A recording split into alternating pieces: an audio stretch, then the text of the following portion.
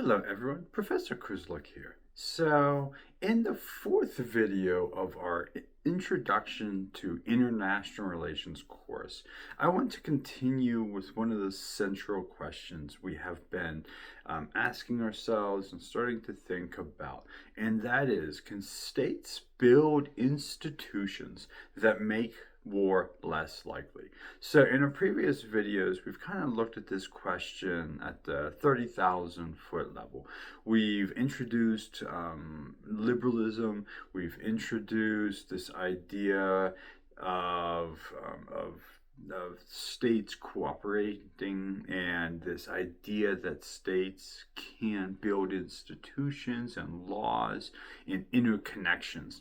In this video, I wanted to kind of give a case study, and then I have another video that I'll put together of kind of a failed example. So this will kind of be the more positive case that liberal institutionalists point to, and then I have another case study that kind of those that are more critical of the liberalist perspective would point to. So we know that this question of can you build institutions to have a more peaceful world really sits at the heart of liberal institutionalism. We know that realists talk about and they emphasize that in the international system that it is very anarchic. There is no world government above states. When I'm talking to students in person, I often talk about how there is no one in the global community that you can call when you're in trouble. There is no police force that comes. So in realism, states are really responsible for their own security, and it's about power. Liberal institutionalists, as we saw from our previous video, do not necessarily deny that the international system is anarchic, or that states care about power, or that states don't care about security. But under liberal internationalism, their argument is quite different. They argue that even under this anarchic system where there's not an overriding authority, states will thus create institutions that can help reduce uncertainty and help cause find peaceful resolutions to conflict, which makes war less likely, makes conflict more costly, and thus less likely. So, in other words, liberal institutionalists argue that international politics does not have to be only about military strength and power and military competition and fear. States instead can and do and should create roles and again organizations and shape procedures that kind of dictate how states should interact with one another. And I want to make this video on an example. And it's not really an example that maybe you've encountered in a lot of your textbooks. I remember when I was in graduate school learning about it. I think I was in a Introduction to International Political Economy or something. And this is the European Coal and Steel Community, or ECSC. So I don't remember as an undergrad. I don't remember as an example. I know sometimes in the textbooks that I use, it is a short snippet example, just like you know how on the side of a page, sometimes a box that says, oh, here's an example. And so I wanted to dig a little bit deeper into the European coal and steel community. The ECSC was proposed in 1950, in May 1950, by the French Foreign Minister Robert Schuman, in what became known as the Schuman Doctrine. The basic idea was that France, West Germany, and other European states would pull coal and steel production under a common institutional framework. The ECSC then formally established by the Treaty of Paris, signed in 1951 by France, again, West Germany, Italy, Belgium, the Netherlands, and Luxembourg. It entered into force in 1952. So, at first glance, coal and steel may sound kind of boring and a narrow economic issue. Um, but the context of post war Europe, they were central to both economic recovery and military power. So it's important to think about the 1950s, this era coming out of the end of the Second World War.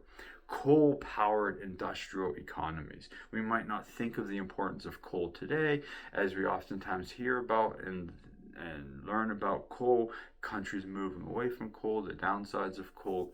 But in the 1950s, we're living in a world where coal really powered the industrial economies. Steel was essential for weapons, for railroads, for ships, factories, of course, tanks, and of course, military equipment.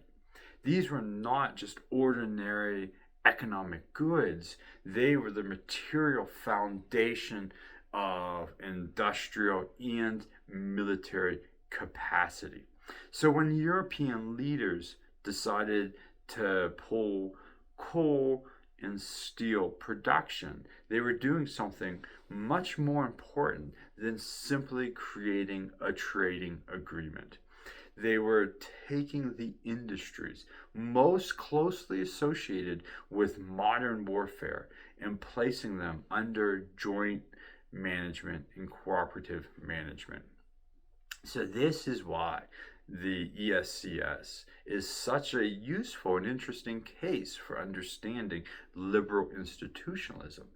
It shows how institutions can be used not only to promote economic cooperation, but are also striving to reduce the likelihood of war between recently former enemies, former combatants. So, to understand why this matters, it's important to again think of the historical problem facing Europe after 1945, after the end of the Second World War. It is important to understand France and Germany had fought wars quite repeatedly. They fought in the Franco-Prussian War, of course World War One, of course World War Two. And by the end of the Second World War, Europe had been devastated, and one of the central questions facing European leaders was how to prevent yet another major war. Germany needed to recover economically. A weak and unstable Germany could produce poverty, and connected to that would be extremism and thus future instability. Some of the things that led to the Second World War after the First World War. So this concern that Germany could once again fall into that cycle. But Germany's recovery, we have to understand, also frightened its neighbors, especially France. German industrial power had been central to German military power in the past. The ESCS offered a different solution. Instead of permanently weakening Germany or simply trusting Germany to recover peacefully, European leaders tried to embed German recovery inside a shared European institution. That is the key. This is one of the keys to liberal institutionalism. The ESCS did not assume that national interests would simply disappear. France still had interests, Germany still had interests, the other member states in Europe still had interests and concerns. But the institutions changed how these these interests in these states, the interest within these states would be pursued. Rather than treating coal, steel, and industrial power as purely national resources, the member states would manage those resources through a common framework. This is also where the idea of supranationalism becomes important. Maybe a term that you encounter when you're learning about the European Union or organizations being created that go above the state. The ESCS was not simply a loose agreement among governments.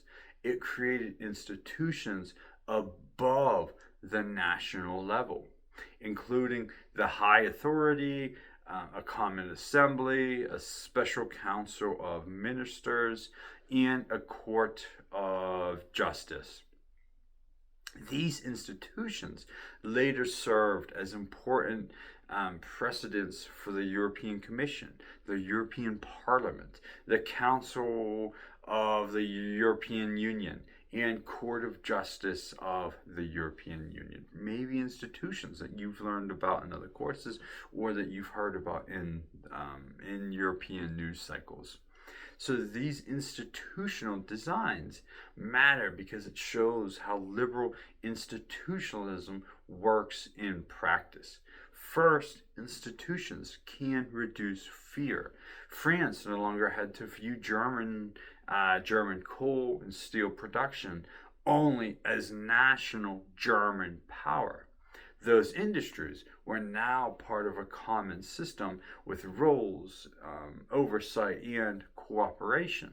German recovery became less threatening because it was tied to the recovery and security of Germany's neighbors. Second, institutions can increase transparency. In international politics, uncertainty can absolutely be dangerous. When states do not know what other states are doing, they may assume the worst. They may fear secret military preparations, hidden rearmaments, or future aggression. And again, we can think of the era coming out of the Second World War, not that long after the First World War, where there was a true concern of German rearming and threatening European stability again. Institutions themselves can help reduce the uncertainty by creating regular procedures, of course, of sharing information and making behavior more visible. So the ECSC made coal and steel production more open to oversight. That mattered because these industries were directly tied to military potential. By bringing them into a shared institutional network, the member states reduced some suspicion that had shaped earlier European rivalries. So third, institutions can create repeated cooperation. Former enemies do not become partners overnight. Trust is built slowly through regular interaction. The ECSC required member states to meet, negotiate, and solve problems together. Over time, this helped create habits of cooperation. And this is important because institutions lengthen what some scholars sometimes call the shadow of the future. If states expect to work together again tomorrow, next month, next year, they have stronger incentives not to cheat today. Cooperation becomes more valuable because the relationship continues. And to continue that relationship, states have to be able to cooperate. So fourth, institutions can create economic interdependence. And this is what my next video is really going to dig deeper into. But it's important to think about here because it's kind of a successful piece of the ECSC. By tying coal and steel production together, the ECSC made conflict much, much more costly. War would not just damage an enemy, it would disrupt shared systems of production and cooperation that member states increasingly depended on. But we should be careful here. The ECSC was not simply an example of the idea that trade prevents war. That is a too simple way to look at it. States that trade can still fight. Economic ties do not automatically eliminate conflict. And that's kind of where the next video will fit in. I just wanted to make this brief video about the ECSC, and because I think it's an interesting example of what happens in the international community when states, when countries come together and try to build institutions as a way to stop further conflict from occurring. Thank you.